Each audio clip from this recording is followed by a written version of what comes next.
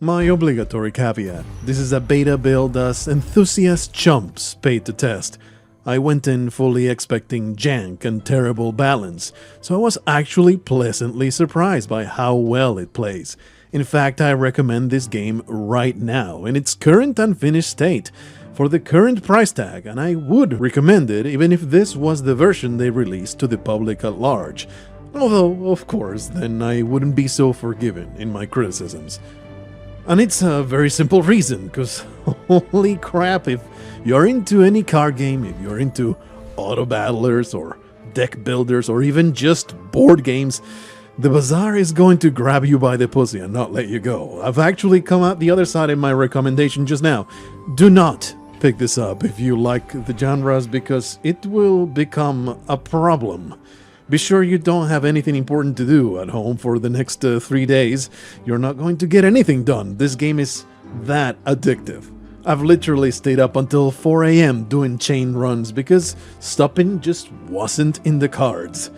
The Bazaar succeeds 100% in its mission of hero building, and it will keep dispensing dopamine with its 20 meaningful decisions per minute for as long as you can keep awake. But here are the problems. The Bazaar is a nightmare to balance. In the first week alone, a cancerous meta emerged that made ranked play impossible without using one of the 3 or 4 meta builds, a variant of which you're watching in the background right now. Basically, they burst you down to 0 in the first 2 seconds, rendering all your clever tactics useless, unless you manage to make a burst build of your own that kills the opponent in 1.5 seconds. It really shows the absolute nightmare it is to balance aggressive strategies without nerfing them to irrelevance. A balance patch was issued to address it, but you know this won't be the last time it happens. I do not envy the headaches the fellows at Tempo will get trying to keep their house of cards upright. Then again, maybe it's not that hard. At the end of the day, you're only balancing one variable: the rate at which player health changes. You only need to make sure there's never a reliable, egregious way to make one or the other tip the scales. But then there's the destroy mechanic, which just feels bad. Some effects just destroy your board. You spend all this time making an effective combination of items only for them to get nuked out of existence. And this would be fine if it were only a few items. It's interesting to see if your build is robust enough to function while crippled. And maybe you can even hedge against it versus going all in on the one item that cinches the build. But there are encounters and builds that erase your board entirely, and it feels like ass. The devs seem to agree because the balance patch addressed some of this as well, but in my humble opinion, the destroy mechanic should be removed entirely, or at the very least, hard-capped at only being able to remove half your board. It's the difference between keeping up the hope that you can still pull through versus the utter certainty that there's no comeback possible. Then there are the hero skills, which are all over the place. Some of them are absolute trash, just pack fillers to up the count, while others will completely make your run. Getting the right skill introduces huge swings in your power level. They just don't feel properly balanced right now. I think the real problem is that there's no skill in getting the good ones. You just click on the skill merchants and snap by the overpowered ones if they show up. You know, part of me does wish that this was a single-player game with the exact same gameplay but facing a huge pool of pre-made boss encounters instead of other players. This would make balance enormously simpler. There's no chance to be insta-gibbed without contest by a properly pre-designed encounter, and getting the rare super overpower build won't guarantee somebody else's gets banished to the Shadow Realm. You just get an overpowered run that makes you feel like a boss, just like when it happens in Slay the Spire. I do see the appeal though. It's a different vibe to be going up against endlessly variable player builds, and of course, AI bosses don't spend money on cosmetics. All this being said, in one of these PvP battles, Dooley, the laughingstock of the first week, deleted me in 2 seconds with a hyper-buffed critical core. And it was actually delightful. I was laughing my ass off because it was so rare to see. So the real problem right now is that you can force builds. False advertisement! I was promised no forced builds, like in Slay the Spire. This is absolutely the goal, and I have no doubt it will happen because you can see all the tools baked into the design of the game, but the beta isn't quite there yet. It hasn't reached that required item critical mass. You think it would, with an item count that is in the order of over 500 of them, but the problem is with certain niche classifications. This is best illustrated with an extreme example. Vanessa only has 4 vehicle type items. All you need to do to get exactly what you want is to find a vehicle merchant, which is guaranteed to offer all 4 vehicles every time.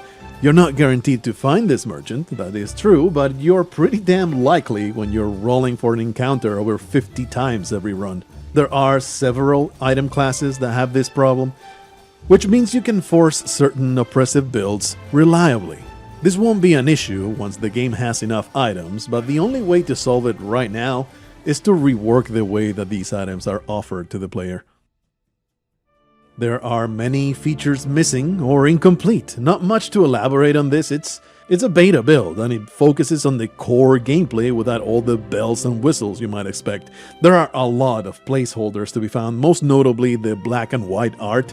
But the only real features you'll miss are the informational options and UX amenities, like having replays, stats, or even the chance to stay on the battle screen and analyze that build that just wiped the floor with you. In fact, it would be really nice for the options menu to have a toggle saying pause before combat or something along those lines.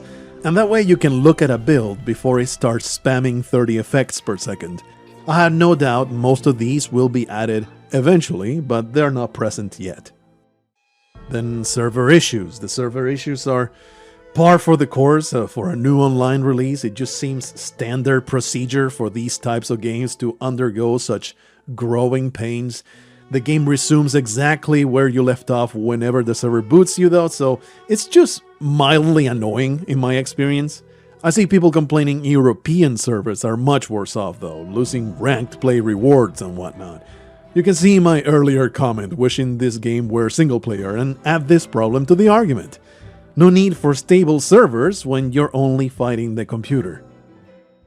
But, like I said, AI bosses don't buy gems, do they? Thirsty whales do. There are many features missing and the shop is no exception. I've only been able to find more gems for sale. Gems are the secondary currency in the bazaar. You can earn gems by playing. Winning a casual run will award a ranked play ticket, which you can then go through and it will yield chests depending on your wins. The first ranked run of the day will not cost you anything. If you run out of tickets, it will cost you 100 gems to do another. The chests may contain gems or cosmetic unlocks or both. And wow, did they put a lot of effort on these chests being fun to open. Currently, that's the only way to earn gems by playing. But you can buy gems with real money. Look how many $5 will give you. Right now, you can't do that much with them, but eventually, they plan to release item packs for gems as well. I have never spent a single penny on microtransactions. I was always a pure free-to-play freeloader on Hearthstone. But because this is a fully independent venture that's putting it all on the line to make this game, I really don't mind giving them some cash here and there. Producing a game of this quality is insanely expensive. Let me support you a little bit. That being said, I will always loathe secondary currencies. They are an anti-consumer device to trick you into spending money. There is no way around that, and if you somehow disagree with that, do the following thought experiment. Replace the cartoon gem with a dollar sign, and the big flashy number with an actual dollar amount. Suddenly, you're not so eager to spend that currency, are you? And it's not like there's a need to obfuscate anything. People love to spend their disposable income. They just might not spend as much as they would if you went with the alternative currency route. Reynad has never made any bones of this mission statement. He wants to go 10x, 100x on his business venture. And a great single-player release cannot even scratch the surface of the potential huge profits of the free-to-pay model. Ask Activision Blizzard how much money they've milked out of their Diablo Immortal brain-dead whale audience. It is my understanding Reynad sold his soul to be able to fund this game. I don't blame Tempo for going this way. I'm sure it was a significant part of their pitch. I just hope they can strike a good balance between raking in cash and providing value to the players. This monetization scheme makes me suspicious by its own nature, regardless of their intentions, and I can only wish they never engage in the scummy corporate tactics that have been turning players into payers for many years now. So go ahead, you beautiful golden hobo, make your money, but maybe refrain from doing whatever it takes to make all the money. To finish the compliment sandwich, I want to repeat I wholeheartedly recommend the Bazaar, even in its current state, for its current price of entry. I'm confident most of these issues will be solved with time. The fellows at Tempo are extremely dedicated, that much is absolutely obvious. And a beta's entire purpose is to have players discover all the issues with your video game. So right now it's working as intended. It is fairly questionable that people like me are paying to beta test, but that's been the industry standard since the inception of early access. Long gone are the days of beta testers being part of a studio staff, a job that died the moment developers realized video gamers out there will pay to have access as soon as possible and will be desperate to bitch about everything that's wrong with the game. They won't just do it for free, they will pay you to tell you how to fix your game. So it's really no wonder the paradigm has completely flipped. Now, if you'll excuse me, I have a pig to roast.